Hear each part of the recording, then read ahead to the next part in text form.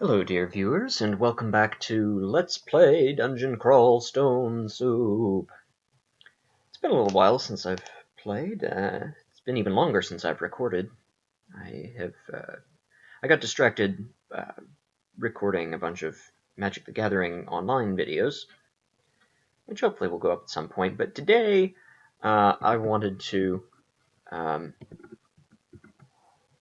try out another build named after the individual who wanted to see a video of it. It was a request. If you have requests, please feel free to leave them in the comments, and I will give it a shot. I will at least do a beginning of a run through with as many of your suggestions as I can. And if one of them takes off, you get the bonus points. Anyway, Deep Dwarf Artificer. Now, the combination was Deep Dwarf Artificer. The thing that I don't like all that much about Artificers is that the ones that they start with are generally worse than other equipment that you would have in other backgrounds. I think the experience is a little bit skewed for Artificers. Were I to play a Deep Dwarf and not choose Artificer, there are a lot of different things that I might try. I don't know how I feel about Necromancers. You have to burn through so many of your mana points as a Deep Dwarf that this could be a little bit. But you can heal yourself. I don't know. This is a possibility. I think a Deep Dwarf Fighter was very, very successful a few runs ago. But for this, we are doing the Deep Dwarf Artificer. We're gonna go for it. Okay, so Deep Dwarves are very interesting. You have a damage shaving property. That's that resistant to damage innate ability or mutation or whatever you want to call it. And that reduces post armor the damage that you take by 1 to 10 at max level. At lower levels, it's by 1 damage or 1 to 2 or 1 to 3 and so on and so forth. With roughly every 3 levels it increases. The downside of having this fantastic protection is that we don't heal naturally. You can't heal by resting, so you have to use potions or wands or gods that grant some type of healing, or spells. Not that many spells that can heal you. So those are the two biggies. You can recharge devices by permanently expending a mana point, by reducing your maximum mana by 1. And so once you pick up a Wand of Healing, that's basically what that translates to, is you can turn your permanent mana into health. And you passively map a small area around you. That's fine. It does provide you with some idea of what rooms you'll be approaching. But so we actually, that's right, yeah, we start with a Wand of Heal Wounds, regardless of which background you take as a Deep Dwarf. So you are not you don't have to rely upon finding a Wand of Heal Wounds in order to survive, which would be absolutely brutal.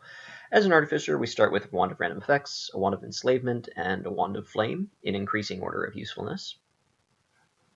Arguably, a Wand of Enslavement is more useful, but I find that it tends to wear off at inopportune times. Experience. I forget what we start with. We start with some evocations. Yeah, our highest score is in evocations by quite a bit. What else do we have here? Yeah, I think we may as well just turn on evocations for first couple of levels. It's not really relevant, but we'll turn it on. I also kind of want stealth and short blades on. We'll start with short blades with the new rules in 0.15 rather. You directly cross-train your other skills. So you, short blades is at a -1, and we have several abilities that are better. Let's not do short blades. Let's just put points into dodging for now, I think. Get a little bit of additional damage reduction so that we don't have to go through our charges, too many of our charges early on. How unfortunate. The rat damaged us. As did that cockroach. Curses. Damage early on is very saddening, because the charges of your wand of heal wounds is at a premium. I mean, if we only have one recharge, which is 2 to 5 charges, I believe. 1 to 5, maybe. Spear. How are we with spears? I feel like we're not great. Pole arms. Yeah, I kind of want to hold out for a long blade, an axe, or a mace. Ideally, it would be an axe.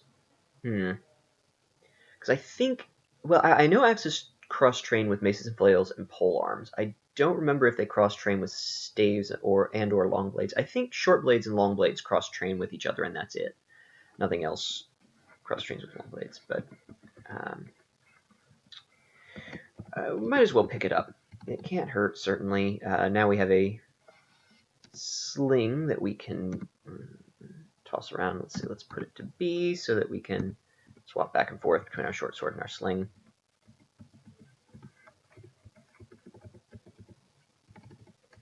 It has become more difficult in the past half a dozen patches. It's become much more difficult to sneak up on things.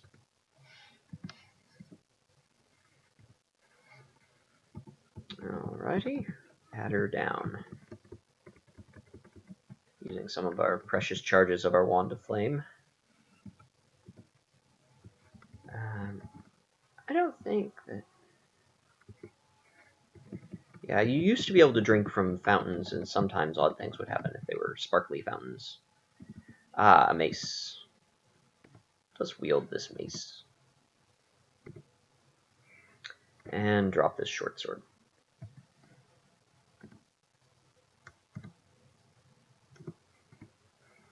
Okay, so now we've got a little bit better of a weapon, at least as far as we're concerned. When we get a little bit of skill in here, so at this point, I think we can. Well, let's get stealth up to, say, level 3, maybe. Just a little bit, so that we don't, so that we have the ability to run away from situations that we don't anticipate being able to survive. An amulet already. Let's try putting it on and see what it is. Amulet of Guardian Spirit. Well, that is unfortunately not very good for us, because the developers thought of the fact that you might try and use Spirit Shield to preserve your life total as a deep dwarf, and made it so that if you try to do that, your mana stops regenerating as well. So, and it drains all your mana when you put it on. So really, you're just kind of out of luck. Well, let's try this robe out. +2 robe magic resistance. That seems neat. Better than this armor, certainly. Yeah, and we are training dodging already, so that's convenient. So, okay, so maces and flails cross-train with axes and staves.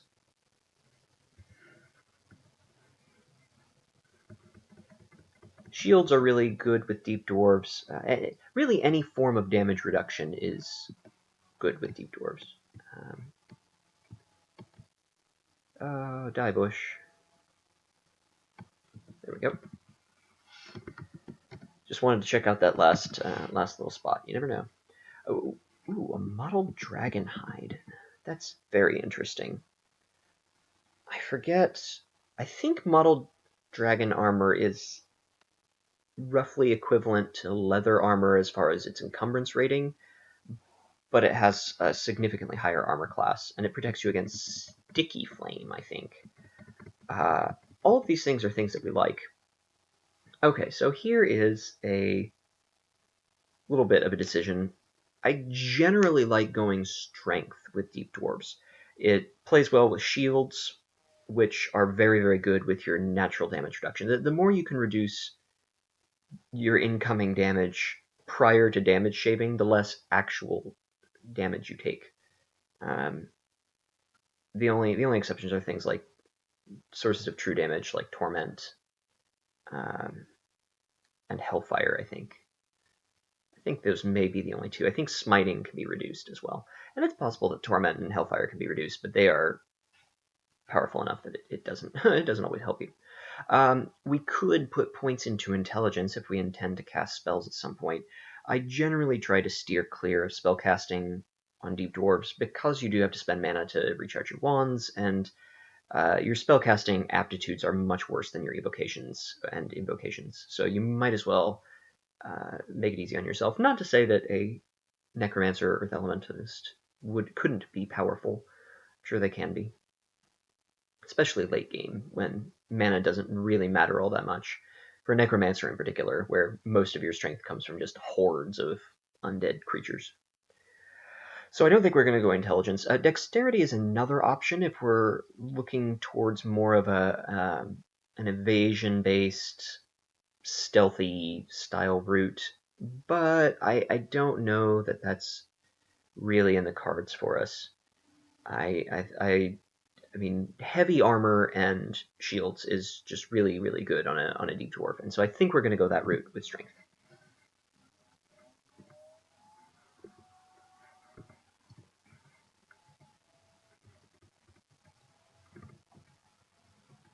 And one of these days I will try some kind of spellcaster with a Deep Dwarf, but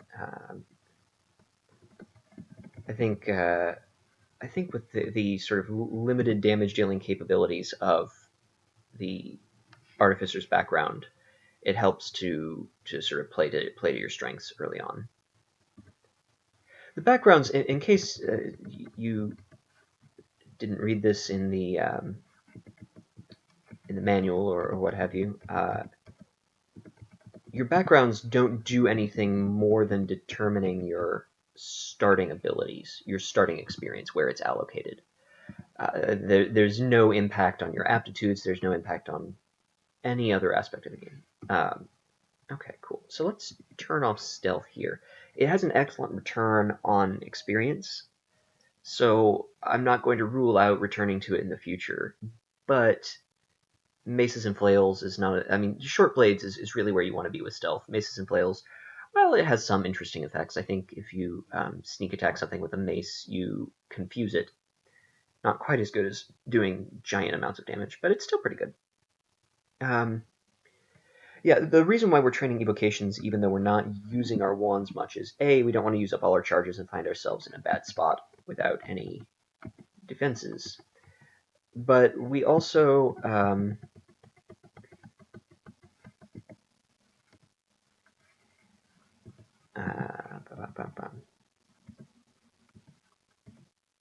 we also want to be able to proficiently use decks of cards when we find them. Ideally, we will find an altar to Nemelex fairly early on. Nemelex Zobe, who is the trickster god of cards. Ring of Fire. We will keep this Ring of Fire. It's not the best source of fire resistance because it also introduces a point of cold resistance to your stats.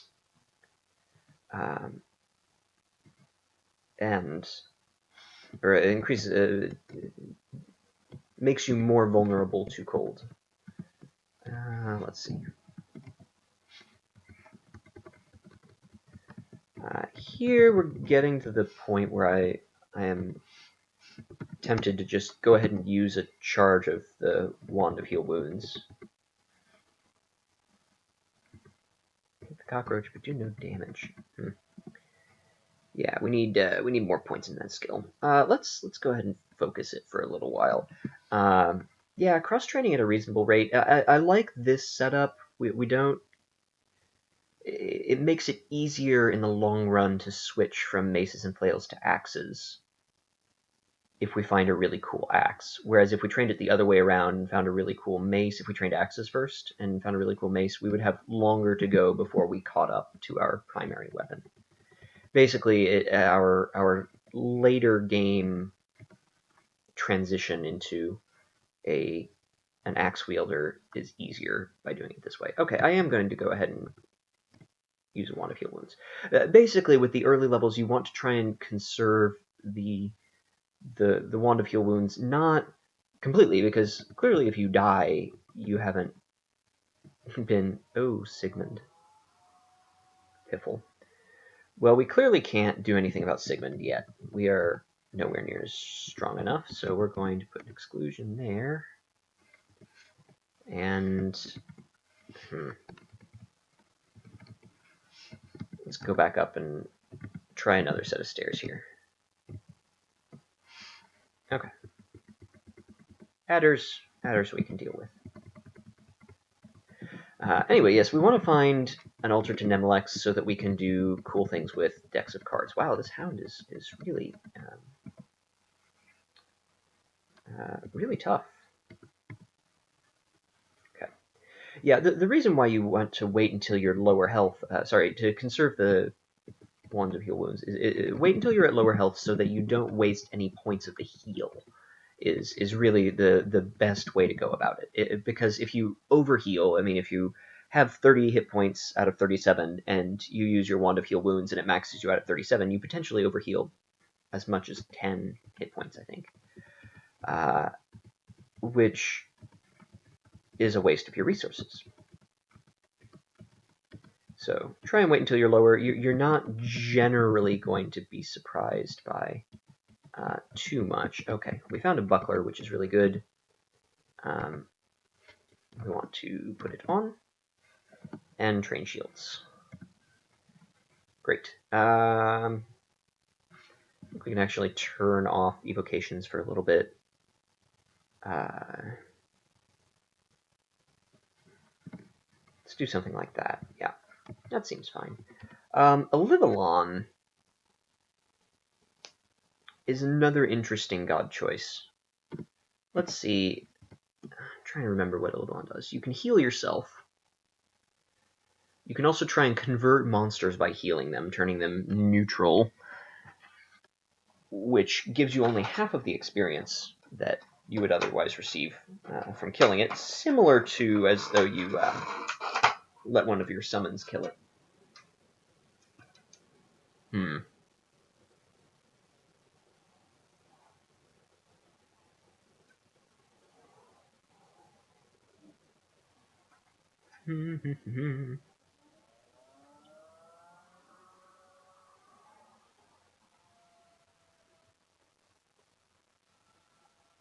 Well, this is a very interesting choice because it does provide you with a means of healing outside of your wand.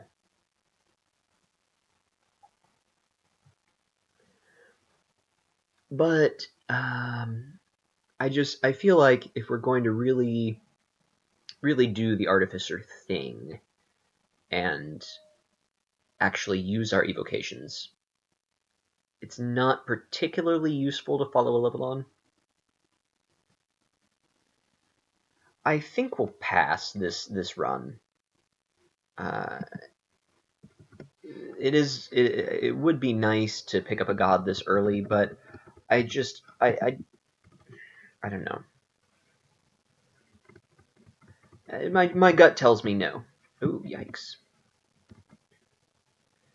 Well, I probably should have been invoking the Wand of Flame sooner than that, since now we have to use a charge of our Wand of Heal Wounds, but what can you do?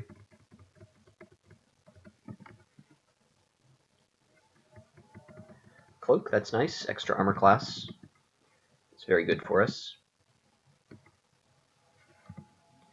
Is this already armor rating 3, encumbers rating 5?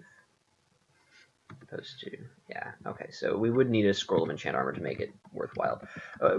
Since we're not casting spells, I don't think we care too much about encumbrance.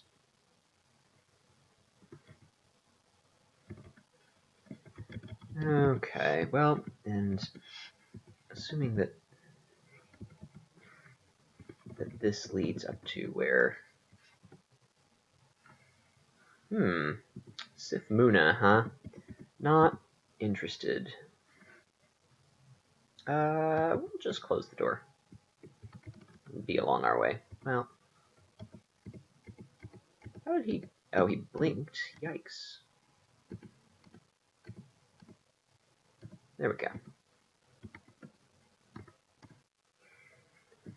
That cost us, but I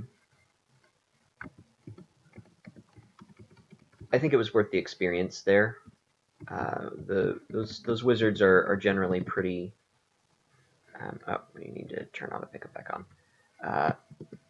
Pretty beneficial to kill early on. Ring of Sustainability, sure. Doesn't do much for us, not much drains our abilities at this point in the game, but you know, it's certainly not hurting us, and we haven't found anything better.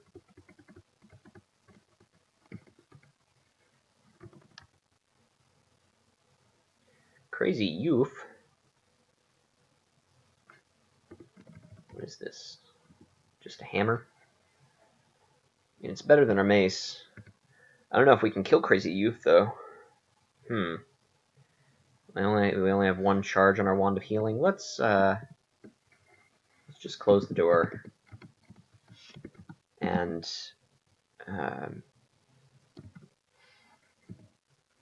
go the route of discretion being the better part of valor.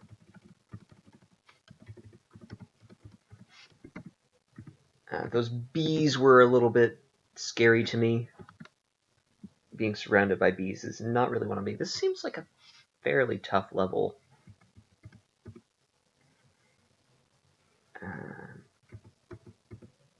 Ooh. Yeah, we're in a little bit of trouble. But I think we'll be fine. We can just heal ourselves. Maybe should have used the Wand of Enslavement sooner, but... Ooh. We're in deep, deep trouble. Let's recharge our wand here. Ooh, we failed to use the ability. Failed to use the ability again. And again, wow, this is a pretty low success rate. Okay. Now we can heal ourselves.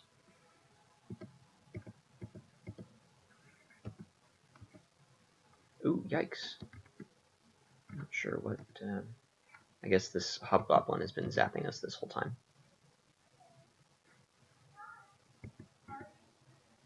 Well, let's just wait for... Oh, yikes. This guy is really tough. Let's see what a Wand of Flame does. Wow. Angry Iguana. Well, that's fine. We had to expend a point of mana, but we got a good charge out of it. And that's the first time we've had to do it, so not doing too poorly. A weapon boutique. Interesting. Looks like we have to approach it from below, however.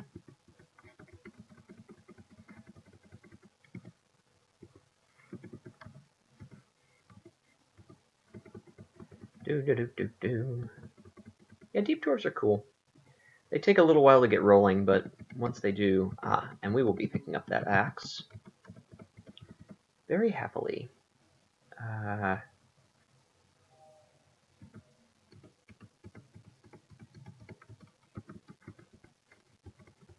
Be at least a little bit cautious here. Yeah, what kind of... a pitted war axe? Oh, it's even an artifact. My goodness. That seems oh, yikes. Well, let's, there we go. Charm him for long enough to get this axe and to wield it. The Axe of Moderation. Got the Pain brand, which is kind of cool. Magic resistance and resist cold. Alright, that's fine. I mean, it's not outstanding. It doesn't have an enchantment bonus. But beggars can't be choosers. And you're pretty much always a beggar in Crawl. Let's stop training maces and flails. Start training axes. We want to get shields up to level 5 so that we no longer have a penalty from this buckler. I forget that our evasion is what we're primarily relying on for damage reduction right now. Kozlov. Kozlov is cool, I think.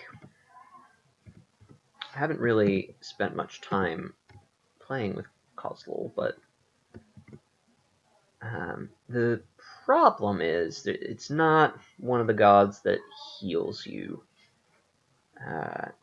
And I really feel like that's the best route to go with a Deep Dwarf. The level 1 is a little weird because all you can do is heal. I like having an offensive component. We'll try Kozlov soon. I'll get a video going of him soon enough here, but I think this run will pass.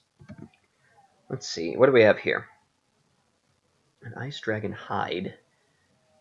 It's not Ice Dragon armor isn't all that great.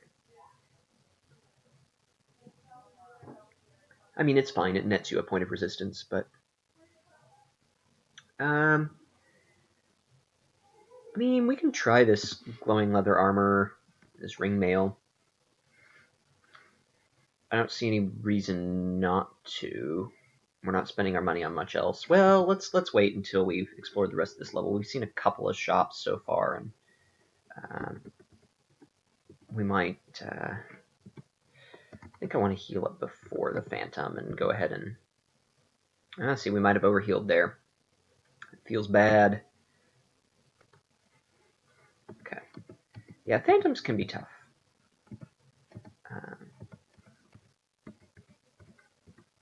They are a little bit frustrating to deal with sometimes, but the trick is just throw stones at them as they're approaching you. If you have enough stones, you will eventually wear them down, even with a throwing skill of 0. And that means they spend less time hitting you.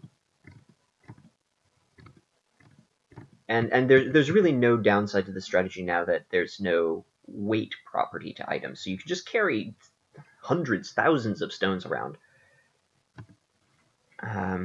Yeah, let's keep going with strength, I think. I mean, it doesn't work too well with our dodging, but we kind of want to get dodging up to about 7 and turn it off. Hopefully we will have found some armor by then, or at the very least we will have purchased armor from that store. Maybe that ring mail will be something worth using.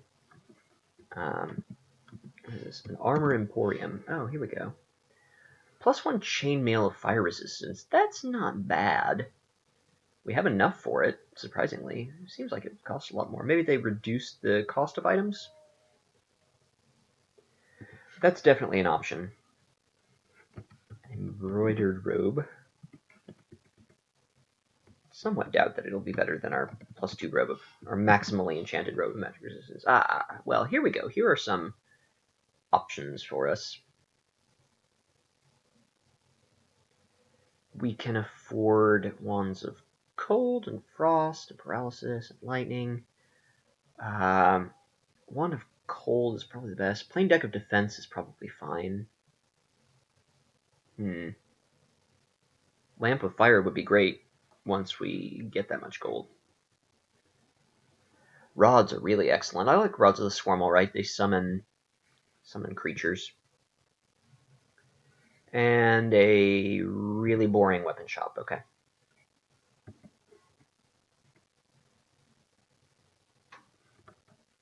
Dithmenos. Another interesting god. I think that this wouldn't be the worst choice, just because the additional stealth does make it easier to control encounters and sort of prepare yourself.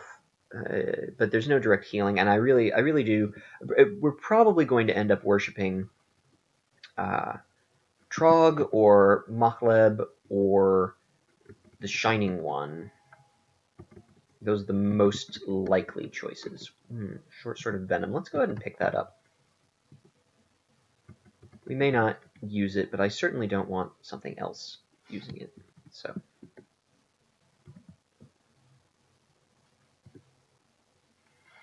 Okay, an adder, huh?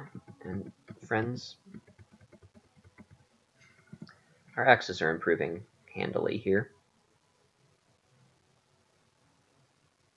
The other nice thing about the new setup is that it will continue to put points into your other abilities, even if they are at a higher level than the one you're training. So if at some point we switch to pole arms, all that experience would still funnel into axes and maces.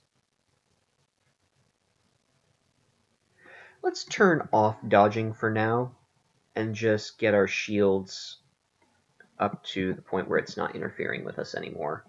Get that taken care of. Oh, and let's put on this other robe. Let's see what it is. Okay, it's a +0 robe with magic resistance, so we can go ahead and get rid of that. Wherever it is. Cool.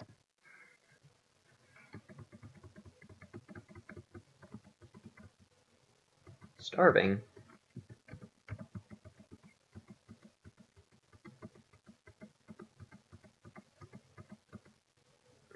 Okay, well, I guess we'll eat. Let's eat some fruit. Even the peel tasted good. That banana, wow.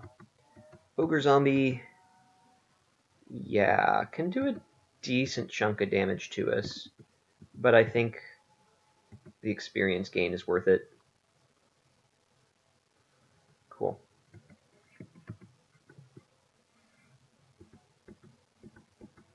Let's wait for this guy to come to us and chop him down. Chop him down as well, and alas, the adder woke up, but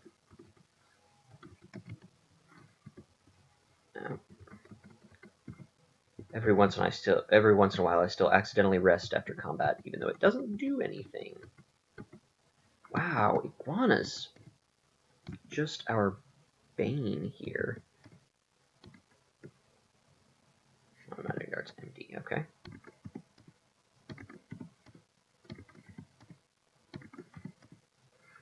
Just because we haven't seemed to have been able to hit the iguanas very efficiently thus far.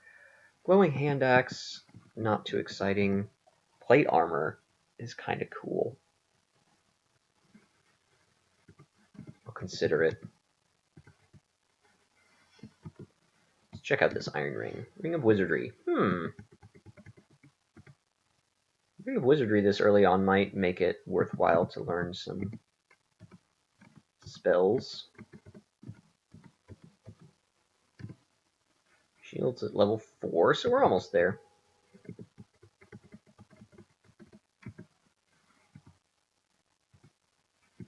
Ooh, there's an altar in here. Makleb. Okay, so the upside of Makleb is that you are healed when you kill things, which is cool. You also get elemental attacks, and you can summon demons. Downside is the elemental attacks are it's randomized what form they take, and the demons are sometimes hostile when you summon them, leading to very awkward encounters where you basically can't use it in a pinch very well. And I find that the demons lose their effectiveness in the extended endgame, where you are fighting multiples of the demon that you summoned. But that's definitely a consideration. I really kind of want to try the Shining one this time around, either the Shining one or Trog. Just because I've done Makleb before, and it's just so frustrating to summon a demon and not notice that it's hostile and you just die. You're just walking along and it punches you to death and you have no idea where that came from. So, I don't think we're going to do Makleb. Burning through a little bit of our mana here, but it's not too bad. And we are getting to the point where soon we will have, presumably, a god that will grant us some form of healing ability. Poison is... you have to be pretty heavily poisoned for it to actually affect you as a deep dwarf. Since it's an incremental effect of usually 1 point of damage per turn, you will always shave that damage off. It's only when you get extra stacks that...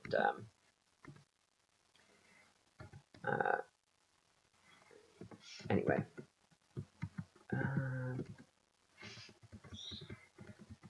seem to recall there was a neat little stairway somewhere. Oh, just here. We could have gotten there anyway. Ah.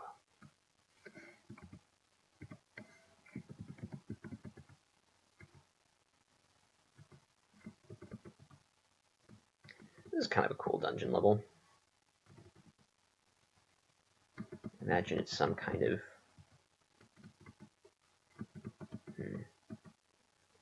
like a warehouse or something.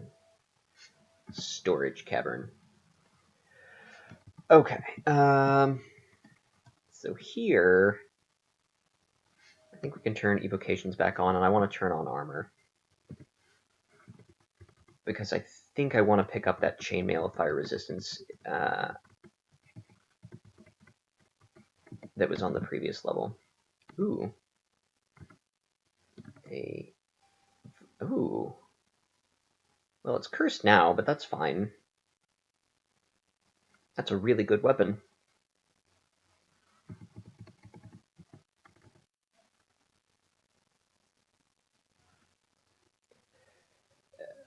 Right, yes. So we can explore a little bit further.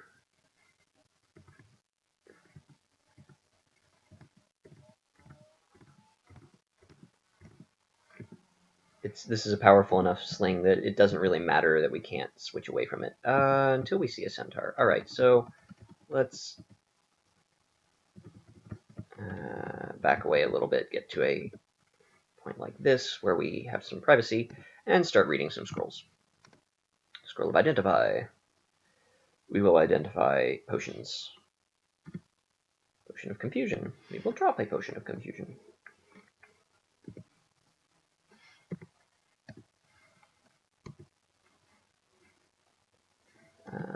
Yeah, there we go. Remove curse. So let's adjust our items here. We want T to be B, and we want H to be A. Okay, so now we can switch back and forth between our hunting sling and our cool axe. I think we can drop some of these other weapons here. I'm going to keep the short sword of venom. I don't even think it's worth trying out this hand axe, but you never know. Yeah, pretty sure the war axe is better. What is this? Base damage 11 with a plus 0 versus base damage 7 with a plus 2. Yeah, no, our war axe is much better than this. This hand axe. It's still fine. We'll carry it with us until we get to a layer without, or a level without. Generally the layer, yes. Level without.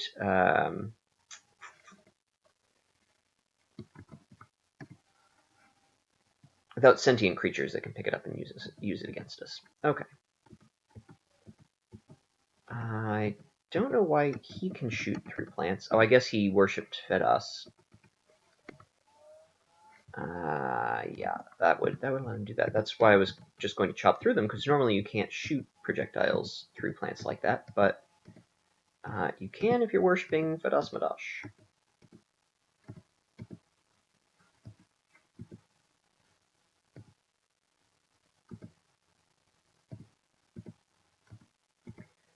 Cool. Yeah, we got a good amount of experience from that. Yeah, Fadas is interesting.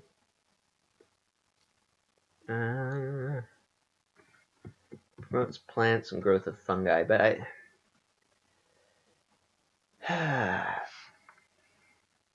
yeah, just no source of healing. Well, there's Nemelex. So the neat thing about Nemelex is that you do kind of get a source of healing in that some of the decks have cards which can heal you. It's not very reliable of a... ooh, yikes. That was kind of scary. Okay. A lot of experience, though. Nice. it's far from perfect because the decks are still random, and it takes you a little while to stack up some with healing cards. On the other hand, it is a lot of fun. And our evocation skill is going to be really good. You know, let's just do it. Let's go crazy. Yeah, we'll have some fun this run. I I think that I do need to do something because otherwise I'm just going to end up worshiping. I don't know. I forget the last couple of times what I've done with my deep dwarves, but it definitely hasn't been as interesting as Nemelex. So we're going to kneel at the altar of the trickster god, and I think that we can go ahead and end the video here. It's a good start to this character. Burned through a little more of our mana than I probably ought to have. I think some of those situations we could have stair danced or been more crafty or used our wands more efficiently or something. Very, very, very definitely a number of those things are true. But regardless, we made it this far. Should be hitting the layer relatively soon, which we are not quite prepared for, but I think we will be by the time we get there.